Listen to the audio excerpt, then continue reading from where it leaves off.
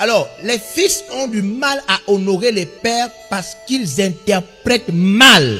It's hard for sons to honor fathers because they Les misinterpret. évangélistes disent, ils réinterprètent Bishop Dag says that they le reinterpret 5e commandement. the 5th command.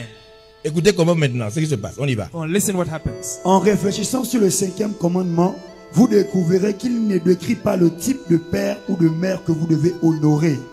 Il indique simplement que vous devez honorer père et mère. Wow. Si on extrapole à partir des Écritures, il est impossible d'y obéir. Voici quelques exemples de réinterprétation du 5e commandement. Voici comment au Gabon, on a réinterprété le 5e commandement. This is how in Gabon Malheureusement. we misinterpreted the 5th commandment. Oui. 1. Les fils ont des difficultés à honorer leur père parce qu'ils croient que les Écritures disent « Honore ton père qui est parfait, afin que tes jours soient prolongés et que le Seigneur te donne. » Wow. C'est pourquoi on n'honore pas les gens au Gabon. Parce qu'en vérité, on se dit que le verset parle des parents parfaits. That's why we don't honor parents here Alors in que ce Gabon. n'est pas dans le verset. Because we think that the scripture says that we must honor Les versets parents that ne are disent pas perfect. d'honorer les parents parfaits. The verses does not say to honor Ça, parents c'est that ta are manière perfect. de comprendre le verset. C'est pas ce que le verset dit. That's your way of interpreting this verse. That's not what it says. 3. Les fils ont des difficultés à honorer leur père parce qu'ils croient que les Écritures disent « Honore ton père qui fut un bon époux pour ta mère. » Wow. 4. Les fils ont des difficultés à honorer leur père parce qu'ils croient que les Écritures disent « Honore ton père qui paya tes frais de scolarité. » What a show.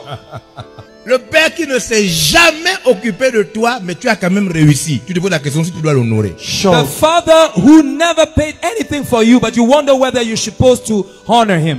Le père qui t'a abandonné là, qui ne s'est pas occupé de toi, les Écritures disent de l'honorer. Mais dans ton interprétation, tu te dis non, il ne m'a pas payé les études.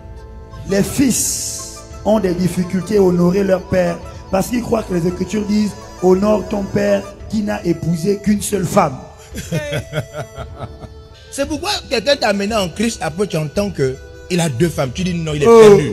That's why someone brought you in Christ and you hear that he has 2 wives. You say, oh. La raison pour laquelle les pères sont méprisés, ce n'est pas parce que ils n'ont commis aucune erreur. Des fois, ils ont commis des erreurs. Mais la Bible ne prévoit pas qu'on regarde leurs erreurs. La Bible dit, honore ton père et ta mère. C'est 2 choses différentes. L'imperfection de la personne et ton rôle d'honorer sont 2 choses complètement différentes. Le texte ne dit pas honore ton père parce qu'il était seulement fidèle à ta mère. The Bible does not say that honor your father because he was faithful to your mother. Les fils ont des difficultés à honorer leur père parce qu'ils croient que les Écritures disent « Honore ton père qui n'est pas tombé dans le péché. » Vous voyez d'où vient le problème du Gabon?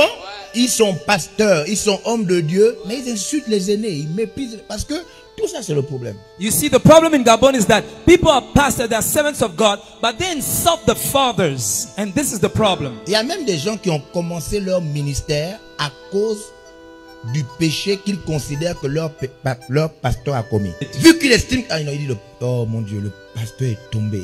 But they say, oh, pastor has Je suis fallen. obligé de commencer mon ministère. I'm forced to start my ministry. Les fils ont des difficultés à honorer leur père parce qu'ils croient que les Écritures disent « Honore ton père qui a construit une maison pour sa famille. » Les fils ont des difficultés à honorer leur père parce qu'ils croient que les Écritures disent « Honore ton père qui fut un chrétien né de nouveau. »